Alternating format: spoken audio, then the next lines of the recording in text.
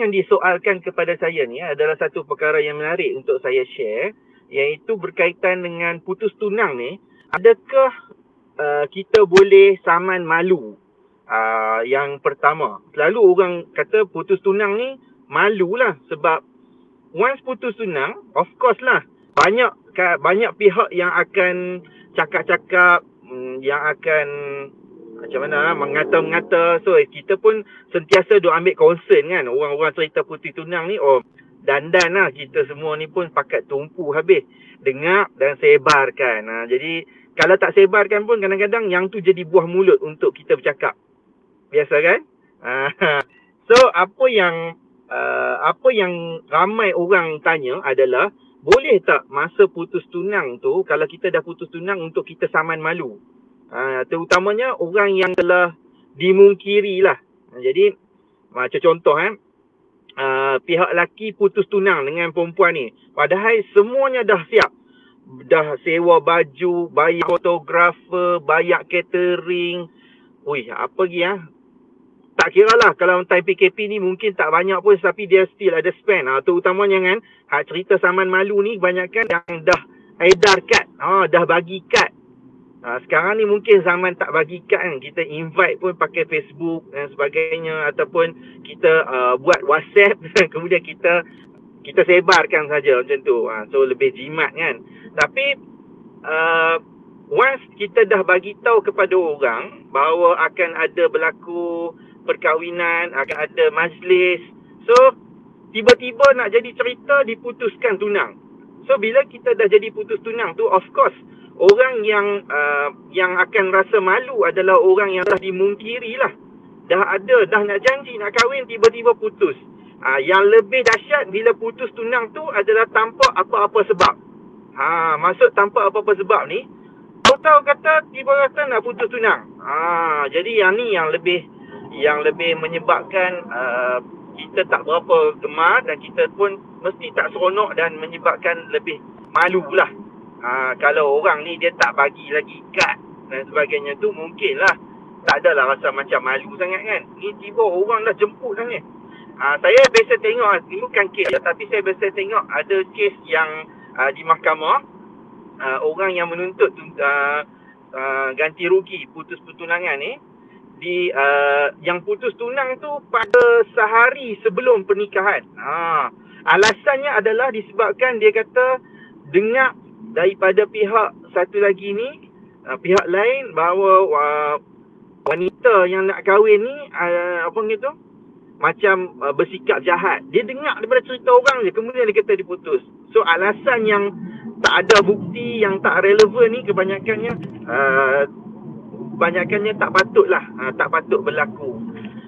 So bila kita cerita tentang putus tunang ni perempuan, apa yang kita kena tahu adalah, di dalam undang-undang keluarga Islam, dia ada satu section yang membenarkan untuk seseorang yang diputuskan pertunangan untuk tuntut ganti rugi. Tuntut ganti rugi, okay? So bila kita sebut ganti dengan rugi ni, mestilah ada value ataupun nilai yang telah kita belanjakan dan berapa yang kita telah kerugian disebabkan putus pertunangan tu. Baik, dia ada satu section, kalau tak silap saya, dalam setiap semua negeri, section dia section 15, iaitu ganti rugi pertunangan. So bila kita mengikat pertunangan, tali pertunangan antara seorang bakal suami dan juga seorang bakal isteri, secara langsung kita sebenarnya telah masuk ke dalam undang-undang keluarga Islam. So bukan main-main tau pertunangan ni. Ada orang kata kalau bertunang ni cukup sekadar bagi tahu aku bertunang dengan kamu macam tu saja. So dia bukan setakat yang tu saja. Memanglah kalau kita pakai pemakaian dari sudut hukum syarak ni, kalau pertunangan ni dia cukup, tak adalah macam majlis. Sepatutnya dia macam ada sebut aku bertunang dengan saya nak bertunang dengan anak pakcik, so nak kahwin semua tu. So cakap macam tu pun dah boleh jadi. Cuma pada adat kita ni, pertunangan ni dia ada satu, kita panggil majlis yang mungkin tak besar tapi kecil. Ada orang dia mungkin dia buat besar dan sebagainya. So terpulanglah pada kemampuan masing-masing. Dan bila kita bertunang tersebut, pada kebiasaannya kita akan siap bila tarikh untuk kahwin dan berapa jumlah hantaran, berapa jumlah mas kahwin dan sebagainya.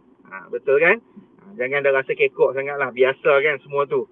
Okay, so bila kita dah set segalanya tersebut, dalam tempoh tu mesti ada perbelanjaan yang telah kita belanjakan.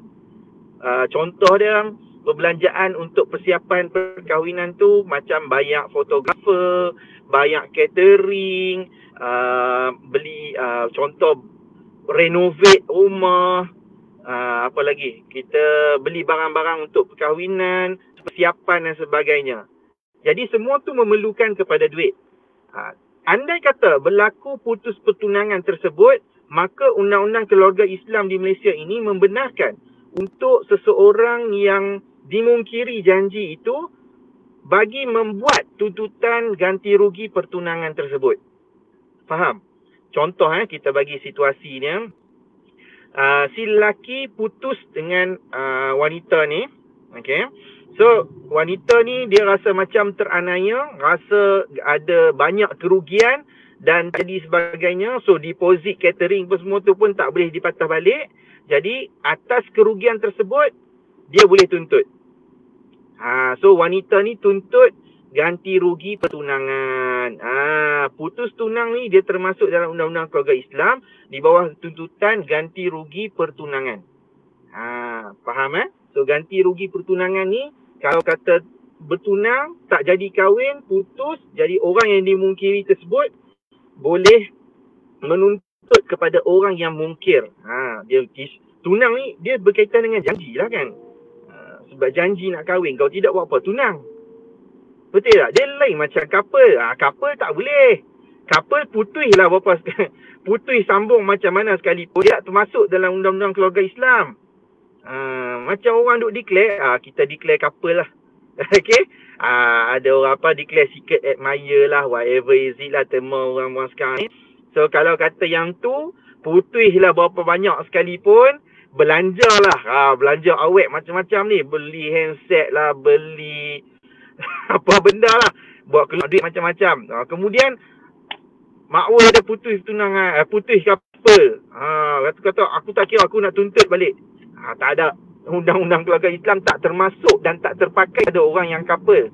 Tapi kalau orang tu dah bertunang, memang ada majlis, memang ada perjanjian yang betul dari sudut prosedur semua.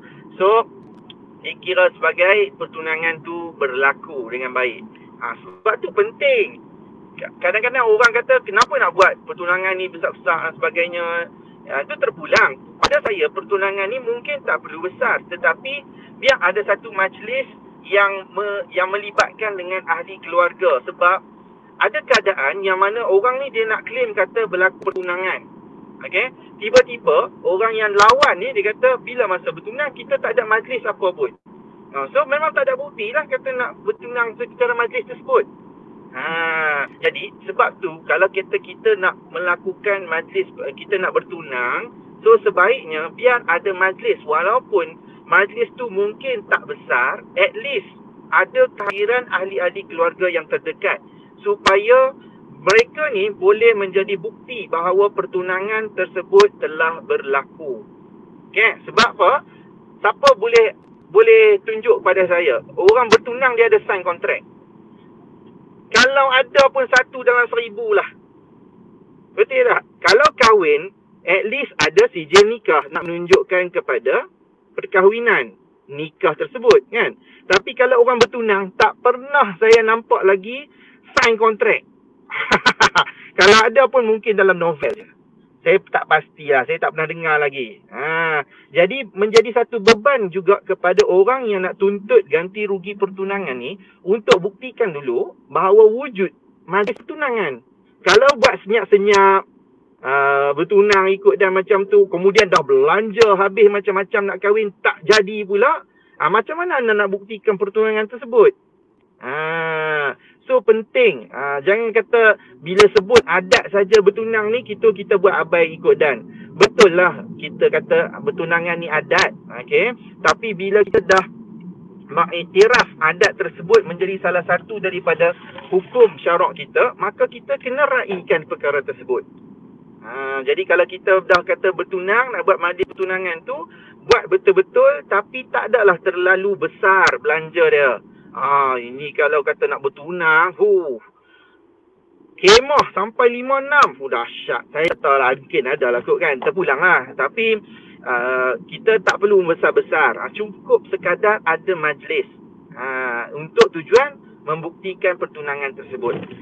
Okay. So, apa yang boleh dituntut dalam tuntutan di mahkamah untuk ganti rugi pertunangan ni adalah kita boleh tuntut perkara-perkara yang berkaitan dengan belanja. Belanja-belanja yang telah dia belanjakan. Contoh dia, macam saya kata tadilah, beli baju kahwin ke, sewa baju ke, bayar fotografer, semua perkara yang menjurus ke arah majlis pertunangan dan semua perkara yang menjurus ke arah persediaan perkahwinan. Okey, contoh dia masa majlis pertunangan tu pun kita dah buat kenduri sikit-sikit tu pun boleh dituntut juga. Okey. So yang tu persiapan perkahwinan, persiapan perkahwinan ni macam-macam lah, makan minum dan sebagainya, baju-baju, fotografer, whatever is it lah yang kita terima pakai sebagai untuk membuktikan kata perkahwinan bakal berlaku. Okey. Alright. Dan ada orang yang dia tanya, macam saya kata tadi ni, dia tanya kepada kita, boleh tak kita nak saman malu? So saman di mahkamah syariah untuk tuntut ganti rugi. Contohnya sebab malu tersebut dia tidak ada. Okey, tidak ada ganti rugi untuk malu di mahkamah syariah. Okey, yang ada untuk tuntut ganti rugi hanya berkaitan dengan barang-barang yang dibelanjakan dan apa-apa persediaan. Tak. Kalau nak cerita untuk saya dah sampai ke office dah. Baru sampai. Staff pun dah balik dah. Tak apalah. Dalam kereta dulu bagi habis semua. Hari saya baru saya nak atas.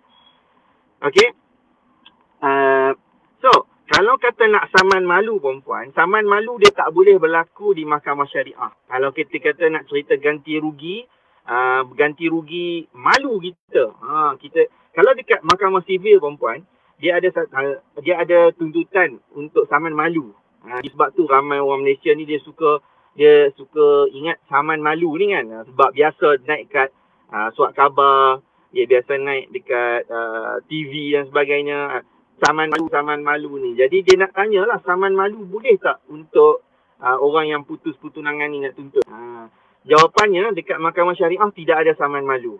Okey, kalau kita tuntut pun dalam saman kita panggil penyata tuntutan kes ganti rugi pertunangan ni, kita nak masukkan juga kos malu kita. Contoh kos malu tu kalau yang tuntut bayar catering, bayar fotografer tu semua, dindong semua 20,000. Kemudian yang tu ganti rugi khas kita bubuh. Kemudian kita nak buat ganti rugi am. Ganti rugi am ni melibatkan dengan maruah. Contoh dah. Sebab malunya pihak kami ni telah berhadapan dengan masyarakat yang sentiasa menjeling, yang mengedek kami ni bahawa perkahwinan tidak berlaku. Jadi yang ada tau, ni bukan main-main sebab ada dalam jenis hukum bagi kes yang dulu dituntut macam tu, ganti rugi am. Iaitu berkaitan dengan malu ni, dia tuntut 100,000. Macam mana dikira kita tak tahu. Okey, dia tak ada cara kira. So dia agak macam tu je lah. Okey. So mahkamah membenarkan dalam kes tu ni saya cerita yang berdasarkan pembacaan. Dalam kes tu mahkamah benarkan untuk tuntutan yang berkaitan dengan khas tu sahaja, yang berkaitan dengan perbelanjaan untuk persiapan perkahwinan. So untuk saman malu tu mahkamah tolak. So ganti rugi yang disebut ganti rugi am, ganti rugi malu tu tak ada. Yang tu mahkamah kata adalah bidang kuasa mahkamah sivil. Okey, mahkamah sivil. Jangan tanya saya macam apa? Mahkamah sivil dengan mahkamah syariah tak sama ke? Ya, memang tak sama. Dekat Malaysia ni kita mengamalkan dua jenis undang-undang. Dui law. Yang pertama undang-undang sivil, kedua undang-undang syariah. Alright. So untuk berkaitan dengan putus pertunangan orang Islam ni, dia dekat dalam mahkamah syariah. Okey, ganti rugi pertunangan. Cuma untuk malu ni, dia dalam bidang kuasa mahkamah sivil. Jadi andai katalah ada yang berbentuk malu ni, kita rasa macam nak tuntut ganti rugi malu ni, yang ni perlu dituntut di mahkamah sivil. Dan pada saya nak terang lebih lanjut benda ni, dia sepatutnya pada orang yang lebih ahli lah. Dalam kes ni orang yang berkaitan dengan peguam sivil. So peguam sivil lah kalau nak cerita tentang saman malu. Tapi perempuan yang menonton, saman malu ni perempuan, ada klien kita yang dah pernah cuba untuk tuntut saman malu disebabkan putus pertunangan. Okay? Tapi saya difahamkan tuntutan tersebut ditolak. Disebabkan dia kata tidak ada benda yang boleh mahkamah sivil campur tangan hal berkaitan dengan isu-isu kekeluargaan Islam ini. Sebab dia kata ni bidang kuasa mahkamah syariah. Jadi senang ceritalah nak bagi faham, kalau orang putih tunang, so nak tuntut saman malu ni payah nak dapat lah. Kalau ada tu mungkin nanti saya boleh jemputlah panel yang lain yang boleh ceritakan bagaimana saman malu ni pula nak tuntut. Okay? Sebab kita di mahkamah syariah, hal yang berkaitan dengan ganti rugi perkahwinan ataupun putus tunang ni yang berkaitan dengan perbelanjaan sahaja. Perbelanjaan semasa majlis tunang dan juga perbelanjaan semasa persiapan perkahwinan. Yang penting apa dia? Dalam kes pertunangan ataupun ganti rugi ni, berdasarkan pengalaman kita, ramai orang yang nak tuntut ganti rugi tapi dia tak ada bukti. Dia tak ada benda yang boleh menunjukkan kepada jumlah yang digunakan untuk perbelanjaan. Contoh yang kita pernah lalui adalah kita renovate. Okay, kita renovate rumah, kita renovate rumah, tapi masalahnya bila kita nak tuntut kos tersebut, kita tak ada bukti. Kita macam contoh kan, sebab orang duk bayar kos tu kepada tukang rumah. Tukang rumah ni pula tak buat kelak bil apa pun. Dia jenis orang kampung yang buat kan. So payah juga bila kita nak buktikan. So apa yang penting bila kita nak tuntut perkara-perkara yang berkaitan dengan ganti rugi ni, make sure anda yang membelanjakan duit-duit ni, anda simpan. Simpan segala resit perbelanjaan. Contoh kalau anda cari fotografer, make sure fotografer tersebut, kalau kata anda bayar deposit, so make sure dia bagi resit kepada anda. Sebab yang tu semualah bukti kepada nilai ganti rugi tersebut. Saya pernah perempuan melihat satu kes di hadapan saya. Ada satu kes tapi saya tak handle, cuma saya tengok dan saya bantu dia lah, bagi tahu apa yang dia kena buat sebab dia tak lantik. Tapi saya kongsi je lah dengan dia masa tu. Saya ingat dekat mahkamah syariah Ipoh, wanita ni dia tuntut certain amount lah. Beberapa amount yang berkaitan dengan ganti rugi ni, perbelanjaan yang dia telah belanjakan untuk persiapan perkahwinan. Banyak juga. Macam baju-baju, catering, banyak lah. Saya rasa tak kurang daripada 20,000. Jadi bila dia dah belanjakan tu, laki ni putus pertunangan sebab dia berkenan dekat perempuan lain. Jadi dia rasa macam teranaya, dia tuntut. Mahkamah sabitkan bahawa berlaku pemungkiran janji tersebut, tetapi mahkamah menolak tuntutan jumlah tersebut sebab wanita ni gagal untuk buktikan jumlah yang tepat dan bukti yang boleh meyakinkan mahkamah tentang perbelanjaan tersebut. Sebab resit-resit pun ada yang tak ada. So dakwaan pun mengagak-agak.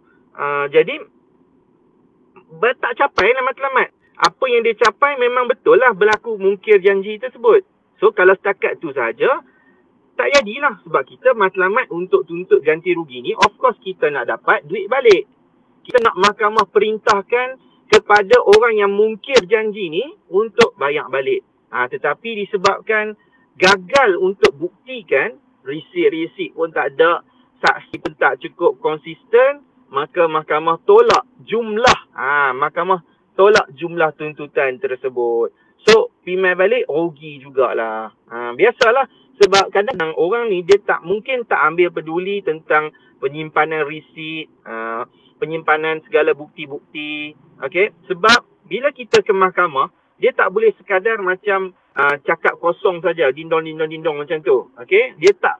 Kalau kita cakap kosong saja tanpa pembuktian, dia memang akan menyebabkan hakim kurang percaya. Okey, kurang percaya dengan orang yang mendakwa tersebut. Ingat, bila kita masuk ke dalam kandang sebagai seorang yang menuntut ataupun plaintiff, air mata darah kita pun bukan bukti. Dia baru dakwaan semata-mata. That's why bila kita nak tuntut ganti rugi ni, make sure ada bukti jumlah. Kalau kata banyak fotografer deposit 1,000, make sure ada receipt 1,000 tersebut. Okay? Alright. So, itu sahaja pada saya lah. Kalau saya rasa, macam cakap tu je lah kot untuk kongsi. Okay, saya nak tengok soalan lah kot.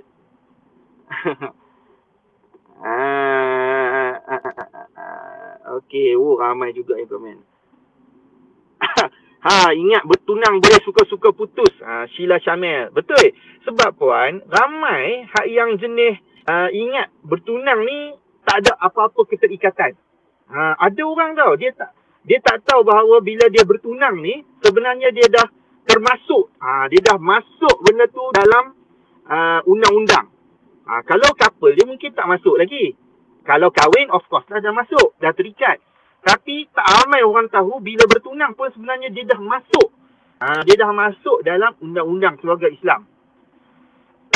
Minum dulu sebelum saya nak jawab ni. Ya.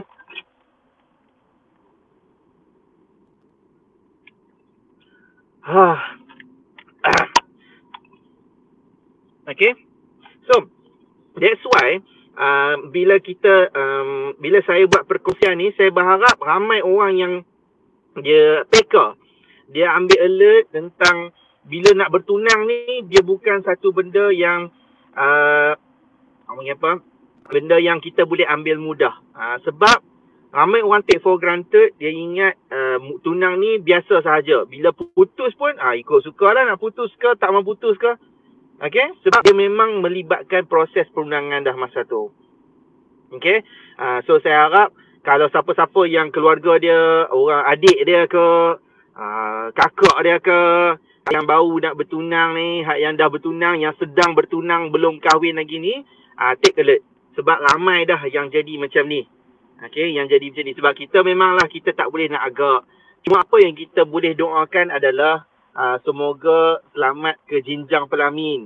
Okay? Tapi kata orang memang betul bila bertunang ni banyak cabaran dan rintangan yang berlaku. Okay? Ada orang yang mampu survive dan ada juga yang terkandas. Terkandas di persimpangan jalan. Sebab mungkin ada macam saya cerita tadi tu, dia terjumpa pula perempuan lain. Dan ada orang yang dia terjumpa semula ex dia pula. Macam-macam lah cerita kalau kita nak sembang bab ni. Tapi yang penting di sisi perundangan, once seseorang tu, satu pasangan ni dia dah bertunang, dia kena ingat dia telah masuk dalam undang-undang keluarga Islam dan dia kena ambil peduli, take it serious. Sebab kalau kata berlaku putus tunang, orang yang dimungkiri tersebut boleh buat tuntutan. Jangan main-main. Tuntut ni maksudnya kena masuk mahkamah syariah lah. Dia kata beban lah, bersepa pula. Ni apa yang nak tuntut? Aku dah bagi balik dah cincin lah. Bukan cincin. Yelah kan, kadang-kadang lelaki yang putus tunang ni perempuan kan. So dia bagi balik cincin sebagainya. So kita boleh tuntut lagi. Boleh tuntut lagi apa-apa perbelanjaan yang lain. Bukan main-main tau. So penting tau tunang ni. Okay. Alright. Teruskan bagi soalan. Kalau ada lah. Tapi sebab tajuk tunang ni, sebab ramai orang dia dah tak melalui fasa pertunangan kan. It's okay. Tak apa. Hari ni cerita pasal putih tunang. Nanti Saya cerita lah pasal benda lain pula. Okay. Alright. Mas Angah. Oh, Waalaikumsalam. Dia kata apa ni? Dengar soalan. Boleh tekan. Bigger bestnya. Waalaikumsalam. Cik Fahmi, macam mana kalau saya nak buka fail untuk tuntut hak sepencarian? Perlu harta ribu-ribu ke macam mana? Okey. Dia dah lari topik sikit. Puan Mas Angah. Dia kata tuntut harta sepencarian. Tajuk kita hari ni putus tunang. Okey, macam mana nak tuntut harta sepencarian? Jawapannya, dia ada 3 keadaan. 3 keadaan yang membolehkan seseorang wanita ni menuntut harta sepencarian kepada lelaki. Okey, yang pertamanya berlaku kematian. Okey, berlaku kematian. Contoh dia suami mati, kemudian isteri ni masih hidup, so isteri nak tuntut harta pencarian. Yang tu keadaan yang pertama. Yang kedua, kalau kata berlaku poligami. Maksudnya suami ni disahkan berpoligami. Dia tak boleh tahu kalau kata kita kata suami kita poligami, tapi nikah tu dekat Siam, tak ada pun rekod dekat Malaysia yang dia poligami. Jadi tak boleh. Dia mesti disahkan bahawa dia telah berpoligami. Sama ada dia pergi ke mana-mana ke kahwin, nak balik main Malaysia, dia kena buat pendaftaran. Ataupun dia memang melalui Mahkamah Syariah Malaysia dapat kebenaran untuk poligami, kemudian memang poligami. So masa tu kita boleh buat tuntutan harta pencarian. Yang tu yang kedua. Yang ketiga, keadaan yang membenarkan seorang wanita tuntut atas pencarian adalah bila berlaku perceraian. So bila berlaku perceraian, dia boleh buat tuntutan harta sepencarian. Yang ni 3 keadaan yang mesti kita kena tahu. Kalau kata duduk dalam rumah tangga elok-elok, suami dengan isteri ni tak ada apa, cuma bergaduh aja, yang tu tak layak lagi untuk tuntut harta pencarian. Dia mesti 3 keadaan tersebut. Salah satu daripadanya. Okey. Kalau kata nak tuntut harta pencarian, pastinya dia melibatkan dengan harta. So kalau dia bukan isu cerita perlu harta ribu-ribu, tetapi dia perlu ada harta. Kalau katalah harta yang ada dalam perkahwinan ini adalah sebiji periuk, itu pun boleh tuntut. Tapi logik-logik lah sikit, nak tuntut atas pencarian pun sebiji periuk, kawah, agak-agak lah kan. Biar kita nak tuntut atas pencarian tu harta yang mempunyai nilai. Tak kisahlah nilai tu boleh jatuh ke, nilai tu boleh up ke. Okay? Macam contoh, nilai boleh jatuh nak tuntut kereta sebagai atas pencarian. Boleh, walaupun kereta tu susut nilai. Ataupun kita nak tuntut rumah yang ada nilai tambah, boleh juga tuntut. Tak kisahlah. Yang penting, cerita atas pencarian, cerita berkenaan dengan harta yang nak dituntut. Dia bukan isunya perlu harta ribu-ribu. Kalau harta tu ratus-ratus pun kita boleh tuntut. Ikut suka kita. Yang penting berbaloi ataupun tidak. Itu sahaja. Saya rasa tak ada soalan dah kot. Okey. So saya rasa mesti ramai yang tengah menunggu ni kot, no? Menunggu pengumuman. Okey. Tak apalah. Pengumuman pun samalah. Kita pun sedang menunggu pengumuman. Dan saya rasa itu sajalah cerita bab putih pertunangan ni. Dan insya-Allah saya plan untuk live lagi. Tapi kita tengok macam mana. Alright? Saya suka live, saya suka berkomunikasi dengan anda semua, dan insya-Allah saya akan merencanakan sesuatu dan yang memberikan yang terbaik kepada follower semua pada tahun 2021 ni. Dan yang paling penting, anda stay, anda terus follow dan jangan lupa untuk terus kongsi. Okay? Share dan doakan kesihatan saya supaya boleh lagi bagi live, boleh cakap lagi kepada anda. Dan itu sahaja. Saya mengharapkan itu sahaja, dan saya pun doakan anda semua, khususnya yang berada di negeri-negeri yang situasi COVID-nya agak dahsyat. Dan saya doakan anda semua berada dalam keadaan yang sihat, dalam keadaan yang terlindung daripada wabak. Dan saya doakan juga kepada anda yang berada di negeri-negeri yang mungkin mengalami banjir untuk sentiasa berada dalam keadaan selamat, sihat dan sejahtera. Itu sahaja daripada saya pada petang ni. Terima kasih, saya mohon maaf anda ada salah dan silap. Itu sajalah kot, no.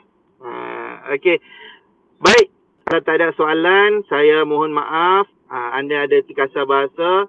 Saya jemput untuk anda join saya punya grup Telegram. Okay, grup Telegram saya, Fahmi Ramli Official. Sebab banyak video-video pendek yang kita dah post kat situ. Sebab mungkin tak ada peluang untuk anda join live. Tapi kita nak tengok video-video pendek yang lain yang mungkin lebih senang untuk anda tengok. Anda boleh tengok dekat dalam video Telegram. So dalam Telegram Fahmi Ramli Official tu, anda boleh komen dan sebagainya juga. Bagus tau channel sekarang, zaman sekarang ni. Kalau katalah anda terlepas tak dapat tengok video-video saya yang sebelum ni, anda boleh tengok dekat, kalau nak mudah anda tengok dekat YouTube. Anda tengok dekat YouTube, tulis bahagian search tu, tulis Fahmi Ramli Channel. Tulis Fahmi Ramli pun nanti akan keluar lah, Fahmi Ramli Channel. So kat Fahmi Ramli Channel tu, segala video-video saya yang saya telah cerita kepada perempuan, yang telah saya kongsikan kepada anda semua, semuanya ada di situ. Termasuklah video saya yang live ni, esok ni pun akan di-upload. Akan di-upload ke dalam YouTube channel oleh pihak kami. Saya pun ada staff, pembantu tim saya yang bagus, sangat-sangat bagus untuk nak bantu anda. Kita akan terus bagi anda info, bagi anda maklumat untuk anda semua faham. Ingat, kekuatan seorang wanita terletak kepada ilmunya. Itu sahaja daripada saya. Aku qauli hadza wa nastaghfirullah al-azim li wa lakum. Wassalamualaikum warahmatullahi taala wabarakatuh. Alright, jumpa lagi. Bye bye.